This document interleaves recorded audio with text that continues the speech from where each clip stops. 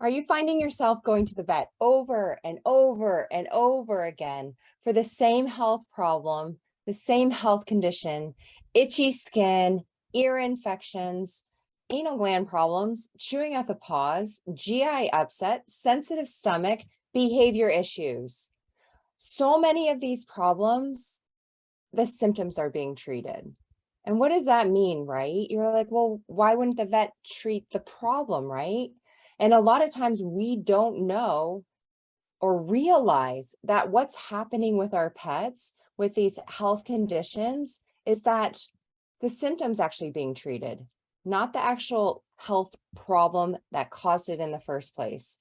So we're going to talk a little bit about why this is really important, for one, and two, how to shift your mindset and also help you realize why this is so important for you to actually fix your pet's problem.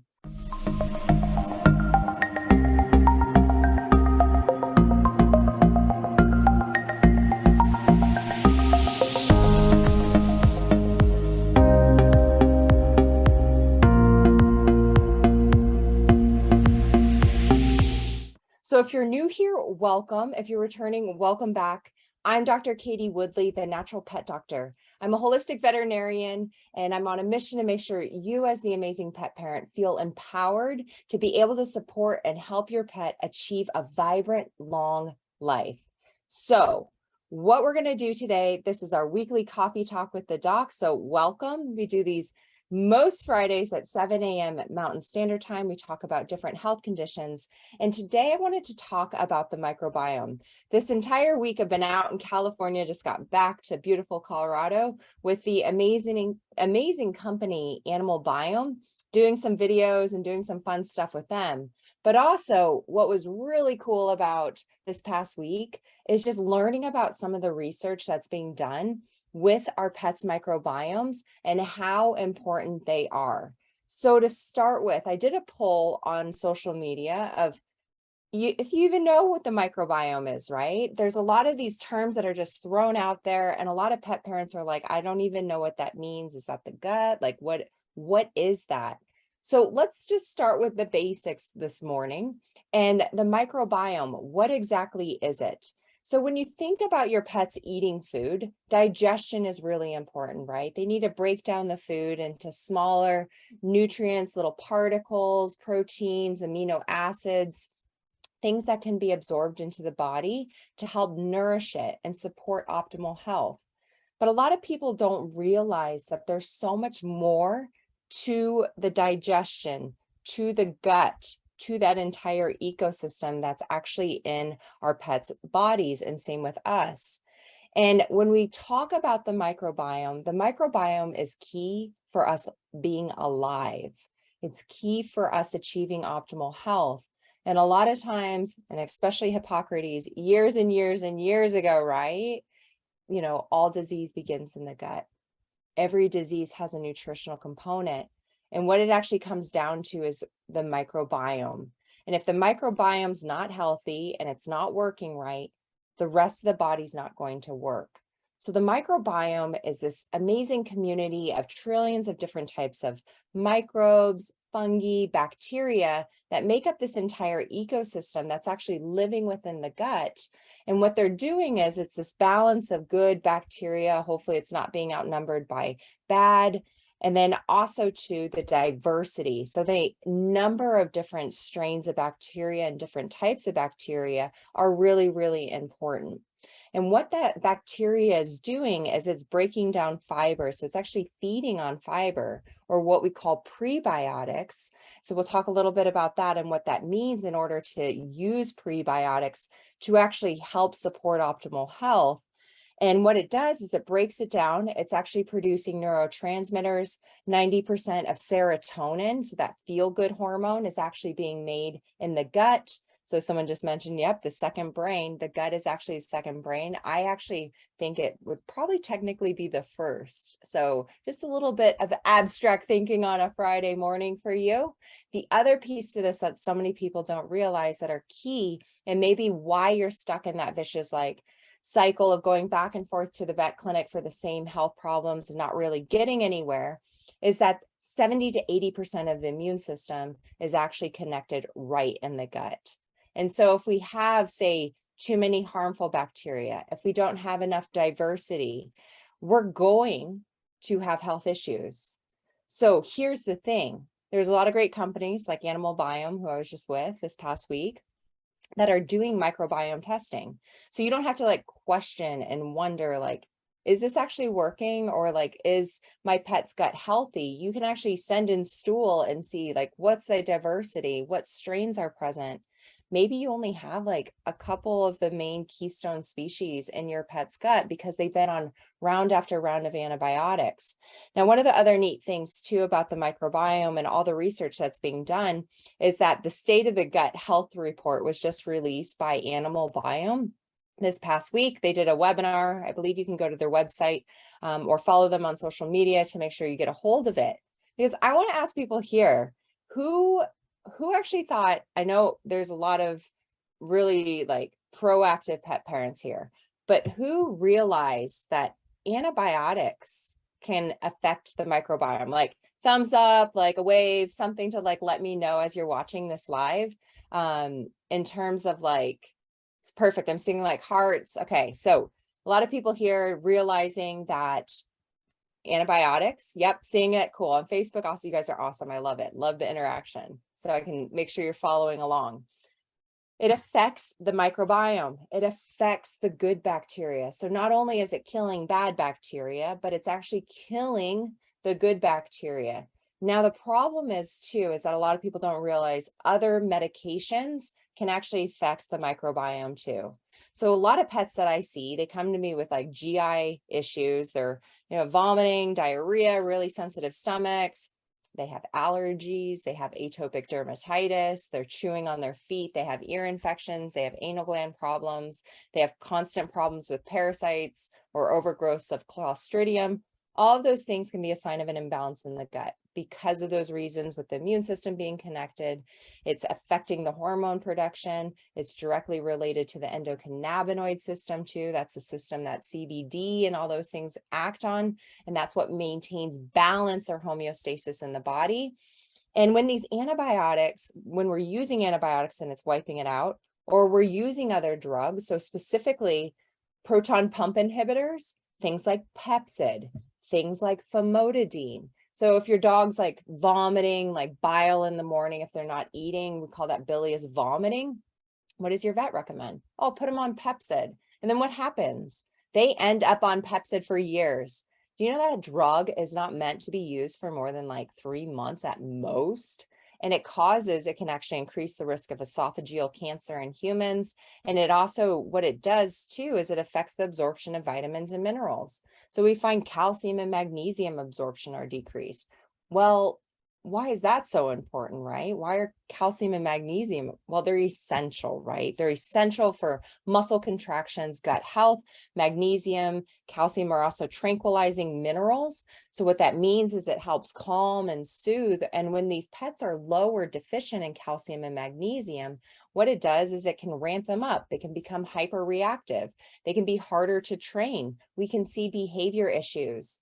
So if you were to go to your vet and you're like, my dog's got behavior issues now, and if they don't make that connection between the drug affecting vitamin mineral absorption, affecting the stomach acid, which can increase the risk of H. pylori in the stomach, which then increases the risk of small intestinal bacterial overgrowth, what do?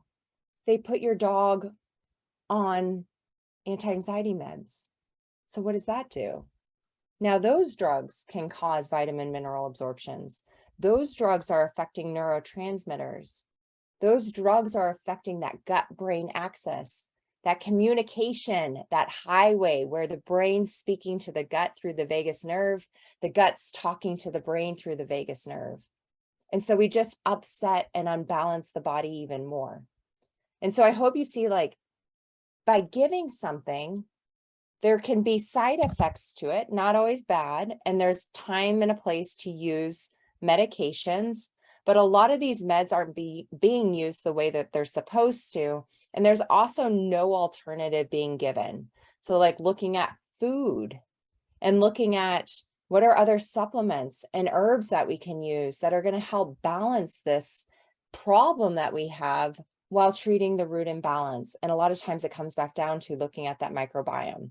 So if you don't have access to like Animal Biome or other microbiome tests, there's other companies. It's just Animal Biome's like the one that's more forefront in everyone's minds and out there in the marketplace, but not everyone in the world can access it. So what are some of the things that you can be doing to support those microorganisms, that ecosystem, to make it happy and healthy? Number one, reduce the amount of processed food that you're putting into your pets. Now, I know that not everyone can get their pets off kibble, but honestly, if this can be the number one thing you can try to do, it will help so much. Because I always refer to this analogy. It's like if you have your newborn baby, right, your human baby, and you go to the pediatrician and you ask them, hey, doc, what's the best food that I can feed for the life of my pet? And they put down a box of Cheerios or like some, whatever it is in your country. If you don't have Cheerios, it's it's just a cereal, right? And it's fortified with vitamins and minerals and nutrients, and it's balanced. It's exactly the same thing as what we're doing with our pets with kibble diets. It's fortified, it's balanced. You can feed it for every meal of your pet's life. But if your doctor did that to you with this new baby, where you wanted to give it the best possible chance of like being the healthiest it could ever be, you'd be like, what? You're insane. What are you talking about? But so many people, so many pet parents don't realize that this is the exact same situation that's happening with our pets when we go to the vet. And here's the thing. This is where the problem is. I was there. I was taught that way also. We're all taught that way in vet school. And my husband developed an autoimmune disease early on in my career that showed me the way forward, completely changed my course of my career, what I knew to believe. It completely changed my belief system and like how the body works. And I dove deep. I went into the rabbit hole that so many pet parents are there. And the thing is that getting your pets off these processed food diets, it's not just that the poor quality ingredients that they use. A lot of canned foods are just like the scrapings off the bottom of the floor of the like pet facility. The pet food ingredients that they're using, those meats, those organs, they're not high quality. Like those byproducts are like the disease portions that couldn't go to the human side. This is the problem that we have. Those synthetic vitamins and minerals are not as well absorbed by the body. This is why when we do hair tissue mineral analysis tests with all of the pets that we do these on, we see vitamin mineral deficiencies, and they're fed a balanced diet by these big pet food companies. The foods that they use, the grains that they use, we just did a post on the grain-free debate and DCM and heart disease. That has been debunked years ago. The problem is that they want you to use grains because they're cheap. That's what the food is made of. However, when you look at pets that are fed on a raw food diet, so I don't mean just raw meat. This is a balanced raw food diet that includes bones and organs or a source of calcium and meat, and it's not processed. Those dogs will do better. Now, here's the flip side, and I think I just saw someone off of it. If you're fighting leaky gut, you're fighting yeast, not every pet will resolve their symptoms, especially allergies or things like autoimmune disease. When we switch them from a processed food diet to a like lightly cooked or a raw food, these can be pre-made, it can be, you can do these. We have a free resource in the link in our bio and also on our website, thenaturalpetdoctor.com. If you go to the care or the pet care shop, so our store, there's a free resource called The Simple Guide to Optimizing Your Pet's Nutrition with brands, how to transition, what to look for on pet food labels. So if you don't already have that free guide, just get it. Just go to our website. You can click the link in the bio and Instagram to help guide you. But here's the thing. It will still matter feeding proper food because that's a foundation of health. It will support the gut. The other piece to this is if you are having issues, remember, we have all these other systems that are intimately connected with the gut. The immune system for one, and a lot of our pets, unfortunately, have these endocrine immune system imbalances. This is something that we talk a lot about in our Lifetime Blueprint program and teach on, because what happens is a lot of these pets are born with either a problem with the way that they produce hormones, the way their adrenal glands work, the connections between like the hypothalamus, the pituitary gland, the thyroid, the adrenals. We're spaying and neutering pets, so we're removing sources of hormones also. So where if like we remove ovaries, right? This is the same for like human women. When we go through menopause, our ovaries stop producing, estrogen and a lot of these hormones. And what happens is the adrenal gland kicks in and it starts taking over that production. If you have where those adrenal glands are not working very well, you're going to have a problem. You're going to have more, hot flashes and menopause. Like as you transition into menopause, you're going to have more hormonal imbalances. And what do doctors do? They put you on hormone replacement. Sometimes that's necessary, don't get me wrong. But if we didn't think about like, well, why is that happening? What systems are off? Maybe the gut microbiome is off. It's producing a lot of hormones. And if we don't have the right balance and diversity of good bacteria in our gut, or we have an overgrowth of small intestinal bacteria, like a SIBO infection, so an overgrowth of bacteria in the small intestine, if we don't produce enough stomach acid, so if the stomach pH is not low enough, especially for our pets, this is a common issue. It doesn't activate digestive enzymes. As your pets get older, they start producing less and less digestive enzymes. Those digestive enzymes are what break down the food into smaller particles, smaller amino acids that can be absorbed appropriately in the body. And if we are lacking that, and all of a sudden we're also lacking this barrier between this one cell layer thick GI lining. So we have this mucus lining that has like the immune cells, immunoglobulin A. It's this mucus layer. And it's like the buffer. And so you've got like toxins, food in the gut and the inside, right? And then we have this mucus layer, and then we have this tiny little one cell layer thick layer of our GI tract. That's it.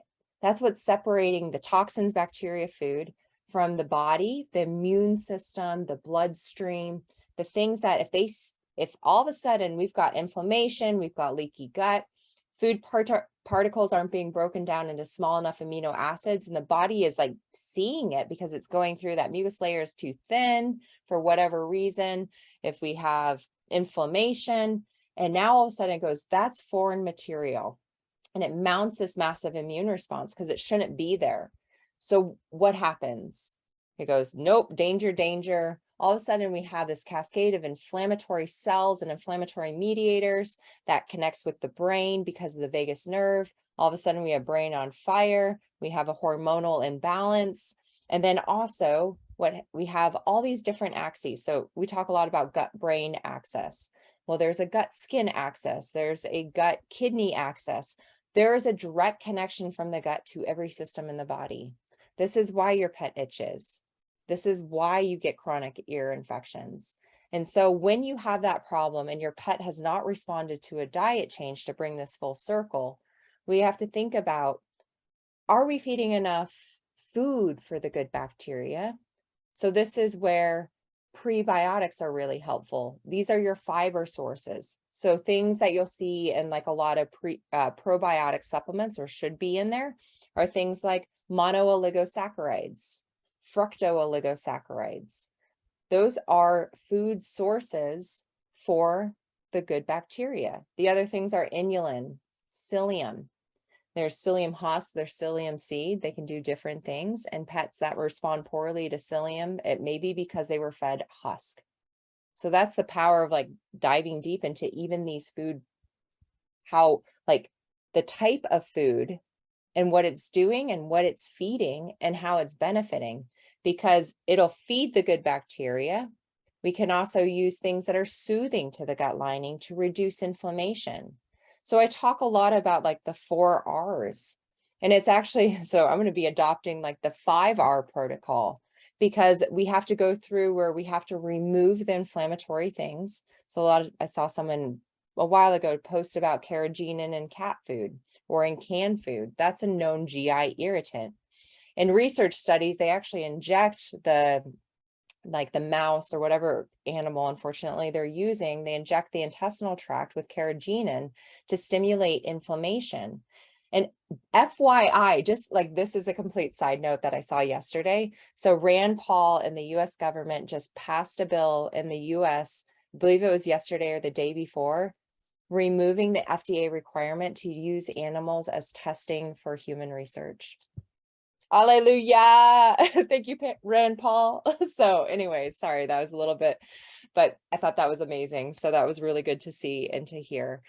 But there's things that are in the food, processed food, in the environment, toxins, glyphosate, chemicals you're using, cleaning chemicals, laundry detergents. These are all inflammatory things that can increase inflammation in the body. We have to remove them. Then we have to replace things like digestive enzymes, replace like your vitamins and minerals that are deficient. We do hair tissue mineral tests. Anyone, anywhere in this world can send a hair sample. It doesn't degrade, and we send it to our lab and create a report. So that test is available for anyone, which is nice. Stool's harder because of customs and all that stuff, but hair can be sent anywhere. So that tells us, are we deficient in calcium, magnesium? Do we have a copper toxicity? Do we have a heavy metal issue? Every pet has heavy metals, but at what level? And is it something that's potentially impairing the way the body is working, the way the body's healing, the way the body is interacting with that immune system, the way the adrenal glands are working? Are they stuck in a sympathetic fight or flight response? That's the beauty of these hair tissue tests that we do. And it all comes from a hair sample. They're really, really powerful. We have to re-inoculate the gut. So putting good bacteria back in. Now, we are silly to think if using a probiotic supplement is the only way to re-inoculate the gut. Your pet will poop out those probiotics within like 2 days. And also, remember, I said the ecosystem is trillions of different types of bacteria, protozoa, fungi. So most of these probiotic supplements are like 5 strains. So we have to rotate, use whole food sources of probiotics too. The variety is key to optimal health, just like it is in people. Feeding the same foods every day, even if you're feeding a great balanced, lightly cooked food, if it's the same ingredients, same foods, you're going to create an imbalance. You're feeding like potentially only a few types of bacteria. So we need variety in our pets' food. We need to re-inoculate with good bacteria. We need to replace digestive enzymes, and we need to repair the gut lining. That's that 4th R. So things like slippery elm, licorice root, aloe, L-glutamine, the food source for the colonocytes, short chain fatty acids that can come from feeding the good bacteria, your prebiotics. They produce short chain fatty acids, which support the colon cells, which can be inflamed, which feeds the good bacteria to produce B vitamins that are made in the large intestine. So now I hope you start seeing like how these are all interconnected, how it's related. And so just because your pet doesn't respond to food, we may have to look at these other areas and make sure, oh, wow, my husband's, and I'm blaming the husbands, but, or maybe we are, maybe we're still using things like Roundup in our yard. For one, burn it, stop using it. It's not helping anyone. It's creating cancer. There's so many lawsuits. Like, I don't even know how this thing is still on the market, and it's just ingrained now, and it rains on us. It's in 90% of the rainwater in the world. Thank you, Monsanto. It's awful. But that's where, when we learn more, we can do better. So you're at one place in your journey, and as long as you continue to learn, that is the most important thing. The last R I was going to mention briefly to wrap it all up is making sure that we are assessing and we are looking at our environment in terms of mental health, the stress levels that are going on for yourself, for your pets. Do they have routine? And this is really, really, really important because so many studies have shown that stress alone can create leaky gut. Now, I don't want you to get stressed being, oh my God, I'm the reason why. No, that's not the purpose of this. The purpose is for self-reflection. So reflect, assess. And then when we do that, we can tap into making ourselves better, helping to shift the mindset, shift our thoughts, take time for meditation, self-care, and your pets are picking up on every single thing that you are doing, whether it's good, whether it's bad. And that's one thing that you can do with them. I talk about like that heart connection and that centeredness and taking deep breaths. And just simple, easy exercise, just sitting, putting your hands on your chest, feeling your heart connecting, and just taking some deep breaths and centering yourself and grounding yourself and going outside and just breathing in the fresh air. Hopefully you live in an area where there is fresh air, and being grateful and hearing like all the beauty around you, and let your pet be with you while you do that. We share the microbiome with our pets. So I've seen it numerous times in podcasts and webinars I listen to on the human side about the microbiome, and they say, get a dog, get a pet. It lengthens your life. It's not just like the oxytocin. It's that we're sharing the microbiome and they help increase the diversity of our gut. Well, it's vice versa. We can also help our pets' microbiome through what we do and by showing up as best we can each and every day. So I hope you found that helpful. If you're stuck in that vicious cycle of going back and forth to the vet clinic, this is all saved. You can rewatch this, but start looking at the broader, bigger picture of how everything is connected to gut health, because I promise you the answer's in there. The reason why that your pet is doing these things or not getting fixed and the drugs aren't working, we have to dive deeper. We have to look more closely at how everything is interconnected within the gut to find that root and balance. Drugs can be helpful for symptoms, but they're not the long-term answer for fixing and resolving the actual root imbalance. If you need guidance, you need help, we have some free masterclasses. Check them out. You can click the link in the bio. We have a Better Gut Health program that will be re-enrolling for the next round towards the mid-November. So reach out. If this hit home for you and you want more guidance, support, education, send us an email at info@thenaturalpetdoctor. I know it's a confusing place to navigate on your own. It can be really overwhelming with all the information that's out there, but definitely check out our free resources. Then at thenaturalpetdoctor.com, at least start with a simple guide to optimizing your pet's nutrition. And I want you to today, here's my challenge for you, because I tend to leave with a little challenge, is check in with yourself. How are you feeling? Where are your stress levels at? And at least one time today, I want you to just center and ground yourself, put your hands on your heart and take 5 deep breaths. And remember how beautiful this world is that we live in. All right, everyone. Thank you for joining live. I appreciate you taking time out of your beautiful morning to learn a little bit more so we can help improve our health, our pets' health, and just live a better, longer life all together.